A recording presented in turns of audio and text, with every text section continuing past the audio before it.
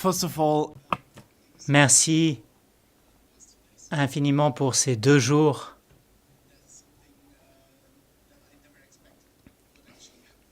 Je ne m'attendais pas à cela. En ce qui concerne les conclusions, ce qui est essentiel, c'est de comprendre ce qui suivra la décision de l'Assemblée parlementaire de passer le rapport, la recommandation et la conférence d'aujourd'hui. Il faut inclure les familles dans toutes nos activités. Ça, c'est l'élément principal. C'est le point de départ pour avoir une approche centrée sur la victime. Une personne a dit que les familles vivent dans la prison du silence. Ces mots décrivent fort bien ce dont on a parlé aujourd'hui, au-delà de toutes les questions techniques, de l'identification, le pragmatisme utilisé pour aborder la question, car nous souhaitons trouver des solutions. En tout cas, c'est ce qui était sous-jacent tout le temps. Il faut englober les familles pour mettre en œuvre les bases de données. Florian Koenig l'a dit. Il faut briser le silence qui existe parfois avec les autorités des pays d'origine. Il y a des attentes de la part des familles, à savoir les familles doivent se tourner vers une organisation dont elles ont confiance sur les questions de l'ADN et des questions sensibles notamment. Par conséquent, il faut une coopération avec les ONG dans le monde, dans les pays d'origine, avec les institutions internationales. Deuxièmement, il faut une obligation d'identifier de la part de tous les États. Il ne doit pas y avoir de différence en termes de provenance de la personne ou de la nationalité supposée ou de l'apparence de la victime. Et chaque État membre devrait devoir identifier les personnes, pas simplement après un naufrage d'ailleurs. Nous avons entendu Maurice. Il a fait la comparaison avec les accidents aériens et nous avons vu qu'il y avait un 2 poids 2 mesures qui était critiqué au cours des 2 derniers jours. Et donc, Maurice l'a dit, la non-identification devrait représenter l'exception. C'est une des attentes que nous avons. Troisièmement, nous devons comprendre que c'est une tâche collective des États membres. Les ressources doivent être utilisées d'une manière partagée, si nécessaire, grâce à des capacités de mise en commun. Le délégué grec a décrit ses difficultés lorsqu'il s'agit de fournir des traductions. Il est possible de fournir des traductions dans des situations de crise. Ce qui veut dire que les points focaux ou de contact doivent être nommés sur le plan ministériel et doivent participer à ce réseau que vous créez. Conclusion de la part de tous les États membres, ceux qui ne sont pas députés, demandez à votre député local ou au gouvernement d'agir sur la question, qu'il nomme un point de contact dans les ministères et aucun pays ne devrait traiter la question seul. Nous devons organiser le soutien les uns les autres et au bout du compte, cela aidera à identifier les personnes qui pour l'instant ne le sont pas. Et quatrièmement, ça sera mon dernier point, les bases de données. Julia Black de l'OIM a mis en exergue l'importance des données. Données des États membres, des acteurs individuels doivent être centralisées dans une base de données. Peut-être qu'Interpol pourrait jouer un rôle en la matière et chaque État membre, ou dans chaque État membre plutôt, nous avons besoin d'une évaluation de la législation qui permette le partage de données avec une telle organisation internationale. Et quelles modifications doivent être apportées le cas échéant. Et en guise de conclusion, j'aimerais utiliser le mot de Batoul qui a parlé de sa sœur. Ce n'est pas simplement un chiffre dans un rapport. Et personnellement, j'ai utilisé les chiffres du projet Migrants disparus. Et c'est la phrase que j'ai toujours à l'esprit. Il ne s'agit pas de pions ou de chiffres, ce sont des personnes qui ont une histoire et une histoire qui doit être racontée. Personnellement, j'aimerais vous remercier infiniment d'être venu. En commençant ce rapport, il y a plus de 2 ans et demi, je n'aurais jamais imaginé qu'une telle conférence aurait lieu. Et en particulier, il y a énormément de compétences autour de la table aujourd'hui. Et nous devons en tirer parti pleinement.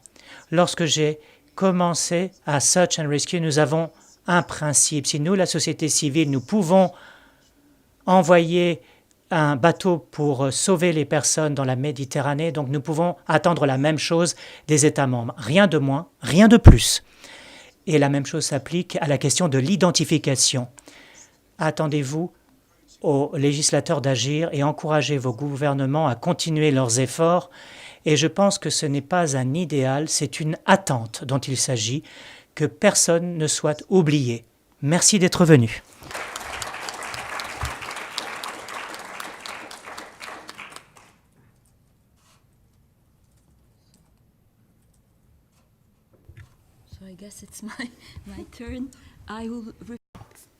Eh bien, je vais certainement répéter ce qui vient d'être dit. Cette conférence a été très riche en informations et avec toutes les parties prenantes qui comptent autour de la table. Et je crois que c'est ce qui la rend unique. Comme vous l'avez dit et comme l'avait dit Batoul, c'est quelque chose que je retiendrai. Derrière ces chiffres, il y a des êtres humains. Il y a des familles qui attendent de connaître le sort de leurs proches. Il y a d'autres messages qui resteront en moi. Aucun État ne doit être seul à relever ce défi. Il faut une coopération internationale et il faut une volonté politique collective de nos États membres. J'ai aussi entendu passer des paroles à l'action et il faut des actions concrètes. Donc, quelques-uns des messages que je vais retenir de cette conférence. J'ai compris que chaque pays avait son propre système, ses propres règles, sa propre législation. Mais ce qui est clair, c'est qu'il devrait y avoir une obligation d'identifier pour échapper à ce vide de la responsabilité, comme l'a dit l'un des intervenants. Deuxièmement, un point de contact, et vous l'avez dit aussi, Julian, devrait être créé au niveau ministériel, c'est-à-dire qui relèverait du ministère dans chacun des États membres du Conseil de l'Europe. Ce point de contact devrait également coordonner le travail entre les ministères d'autres parties prenantes nationales aussi, et il faut de bonnes voies de communication clairement désignées au niveau national pour commencer, et puis ensuite au niveau international pour permettre d'abord l'échange d'informations au plan national, puis cet échange d'informations au plan international. Et pour ce qui est des points de contact, au Conseil de l'Europe, nous avons déjà par exemple le réseau des points de contact sur la migration qui se réunit, je crois, 3 ou 4 fois par an.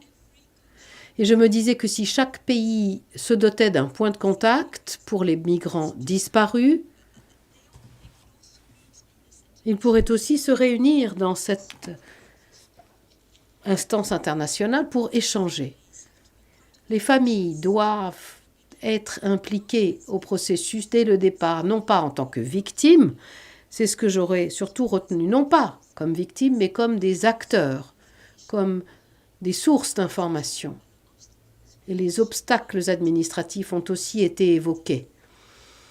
Et je suis surtout sensible à l'un de ces obstacles puisque cela me concerne aussi, ce sont les exigences en matière de visa. Ça n'est pas facile de se procurer un visa.